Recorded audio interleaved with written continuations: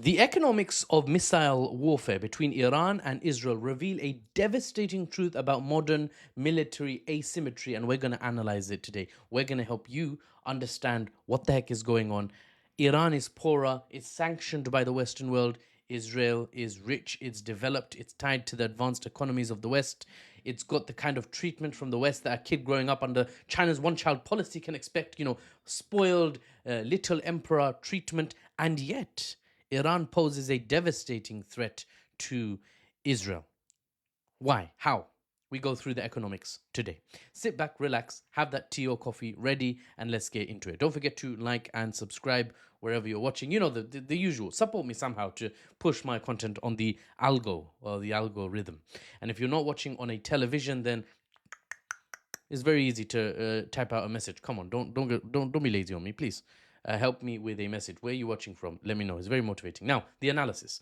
While Israeli interceptors cost between 12 and 15 million each, oh my God, for THAAD systems, US THAAD systems, for example, or 3 to 4 million each, eye-watering, for the Arrow interceptors, less for the David Sling, less for Iron Dome because their range and sophistication is less. Iranian missiles comparatively range from just $100,000 per old missile to potentially over $1 million for advanced missiles like Fateh or Khaybar, Shekans, Khorramshahs, etc. And remember, that's not taking into account the domestic cost reduction. Iranian military industry, after all, costs way less than Israeli or American military industry and the output from that. That's, those suffer from corruption level inflated prices, and Israel doesn't really have a military industrial complex like America. It sort of imports or is gifted a lot of the weapons because of APAC infused agreements at the American state level. Now, defense contractors in America are insane with American taxpayer money. They're fast and loose in a way that is absolutely insane. It's like if you go to lunch or dinner on the company card and there's like a silly limit, right? You don't need to be economical when charging the American government for military equipment if you're a defense contractor. There's a famous invoice, fun fact, for hammers, hammers, right? For the US military, the defense contractor selling those hammers charged $800 per hammer. Bro, no amount of custom specs warrants an $800 hammer. Honestly, it could be made out of solid gold, and that wouldn't be effective because gold is a very pliable and weak metal. But the point stands: $800 per hammer. So you can imagine how how inefficiently costed the Western, in this case American and Israeli interceptor missiles are. It's going to be inflated prices beyond belief, and Iran is going to be very scrappy, very economical, because they have to be. It's out of necessity, not out of the love of the Iranian state for its taxpayers or anything like that. Now, this missile cost disparity of the attacking missile and the interceptor creates an unsustainable economic burden on Israel and, by extension, America when it comes to protracted, lengthy missile assaults by Iran. This is where Iran holds the advantage, holds the cards. During the recent 12-day war last month, for example, the United States burned through $800 million in THAAD interceptors alone, depleting 15 to 20% of its global stockpile, according to some Western sources. Do you guys, for emphasis, I'm just going to hold the mic. Do you guys understand how bonkers that number is? Iran, while not fully throwing the kitchen sink at their adversary, just sending some missiles, holding back their full punch, right? I made detailed videos about how Iran is holding back its punches during the 12-day war. I was commentating on it live, right?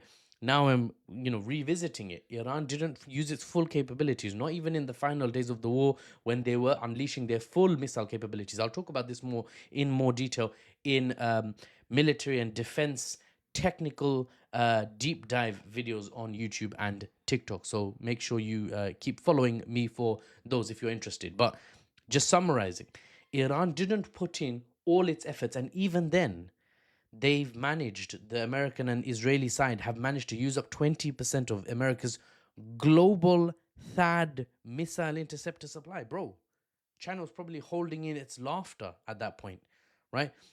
Not Israel's stockpile of American interceptor missiles, by the way. Don't get confused.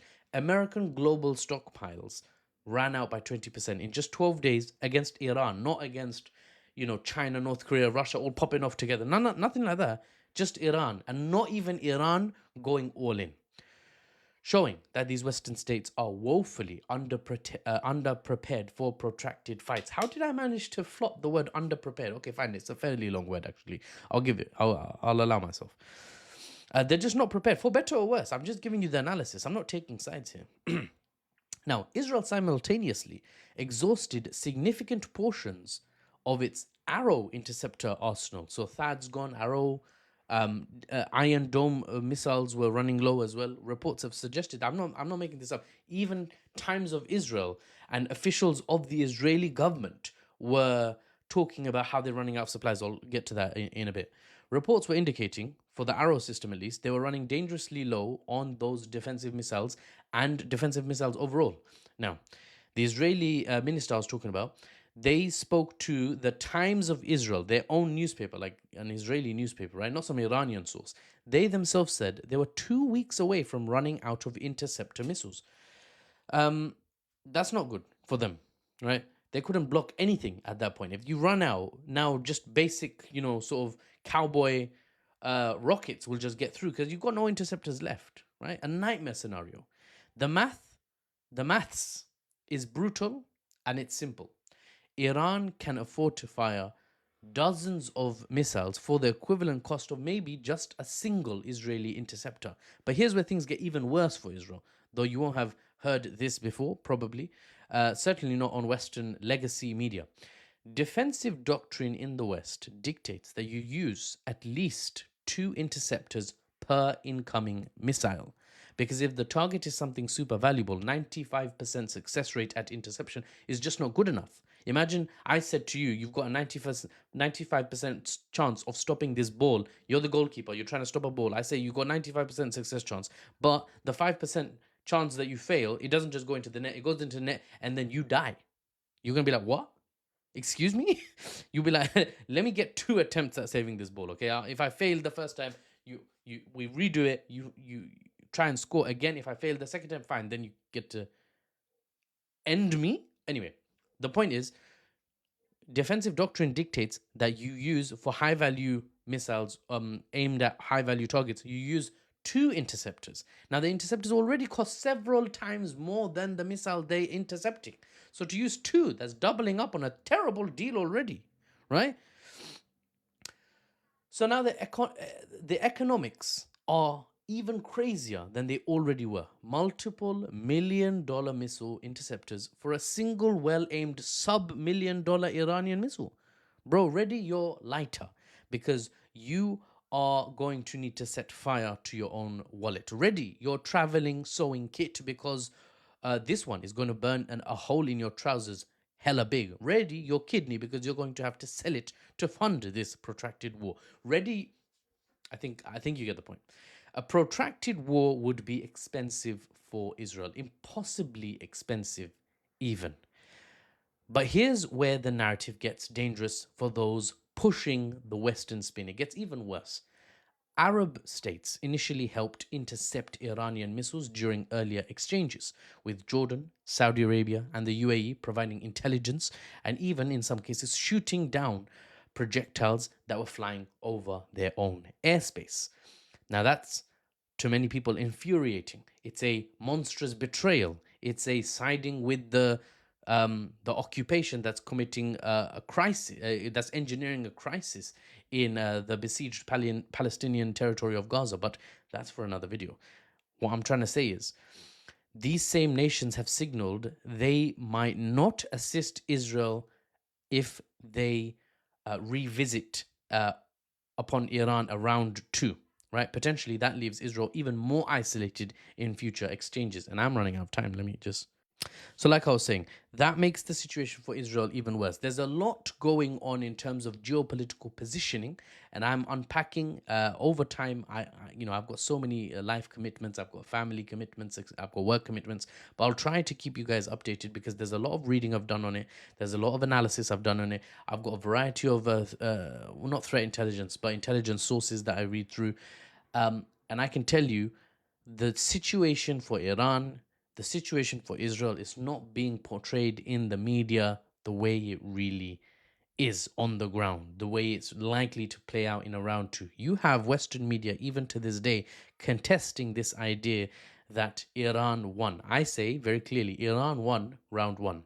But that's contested. Oh, Mahfouz, look at this guy, look at this troll, how did Iran win if the airspace was compromised? He had Israeli jets flying over Tehran and you're claiming they won. You had all those generals taken out and you're claiming Iran won. Yes, I'm claiming Iran won because you have to understand, to claim win a victory for one side or another, you have to understand how geopolitics works. And you have to understand how conflicts work, how war goals work, how national objectives work. And if you don't understand that, then you're going to hear something like, "Oh, there was jets flying over Tehran." Must be the reality that Tehran has lost. Iran has lost. No, that's not how it works. You have to look at the war goals of each country, and you have to look at who is able to achieve their goals and prevent the achieving of the goals of their adversary. That's how you decide who has won, if winning is even a thing, if winning is even possible for either side. There was no ground invasion, for example, in this Iran Israel conflict. So you have to look at the war goals, and it's a lot less obvious. In a ground invasion, if, for example, Israeli soldiers are sitting in Tehran or Iranian soldiers are sitting in Jerusalem, first of all, if that was the case, the latter, what I just described, anyway, sorry, I won't start fantasizing. If there was a ground invasion and the capital has been compromised, has been captured by the opposing side, it's very clear, right, who's really won. And then you talk about, oh, is there going to be partisan resistance forces? Is there going to be a mid to long term occupation? Or is there going to be an unconditional surrender or a negotiated surrender? But in this case, where there's planes flying over, but there's no actual troops on the ground, when ballistic missiles are flying from one side and airstrikes are retaliating from the other side, or vice versa, you have to look at the war goals. And I made clear my assessment based on the evidence, based on analytical reasoning, logically going through the situation. Israel had war goals, they failed their war goals. Israel initiated the conflict, but they had to ceasefire. Iran wanted peace. It got forced into a conflict because Israel literally attacked Iran, but they still got, within 12 days, a reversion to the peace that Iran wanted initially, because they're not the aggressor. How is that not an Iranian win? Well, you can still be confused. It's fine, but for the unbiased news and analysis without the Western spin, come to me, come to my channel, come to my TikTok channel, come to my YouTube channel. If you're on TikTok, check by clicking on the link in the bio. You'll come up with a whole list of stuff. You can send me a voice note. You can send me an email. You can subscribe to my YouTube. You can follow me on TikTok or on X or on Instagram. Stay connected because there's no guarantees. The agents of Western spin might, well, almost certainly will try to censor this analysis. You can check the videos on TikTok on my page. You will see some of them have spectacularly low view counts. Oh, I wonder why. I wonder why TikTok is not pushing this content to the people who desperately want to know the truth. I wonder why, skis. Right? So make sure you subscribe to my YouTube. That's a bit safer. And make sure you check the link in my TikTok bio, as I said, because there's a whole bunch of ways to stay in touch with me and keep yourself from losing access to an analyst, basically myself, who is providing you with the truth for no other reason. This is not monetized, by the way. If I send you a screenshot of some of the videos I make, the monetization, I'll tell you bluntly, right? I'm getting 80p, £1 60 for videos with 50, 70, 80,000 views. I think the worst was a video that went over 1 million, and I think I got maybe £4 for it. £3, £4 can maybe get me a packet of ballpoint pens. Wow, mashallah. Oh, Mahfouz, you're rolling in the green there, aren't you? So yeah, help me however you can. Reach out to me. Send that voice note. Send that email. Offer your support. I've got some people who are already putting themselves forward to volunteer to work with me on a variety of different things, be that analysis pieces, news articles, source analysis, um, social media related things like content direction, content idea, video editing, animations, um, thumbnails for YouTube. Come. Let's all work together. Let's move things forward. Let's actually build something here. And if you don't have the time, you're not willing, you just want to hear me out, then thank you for listening this far in. Your retention analytically in terms of social media analysis analytics, I'm sure the video audience retention will benefit from you just sticking around and hearing me out, and push it potentially to more people. So thank you for every way and any way that you guys help, and I'll see you on the next one. I'm Mahfuz.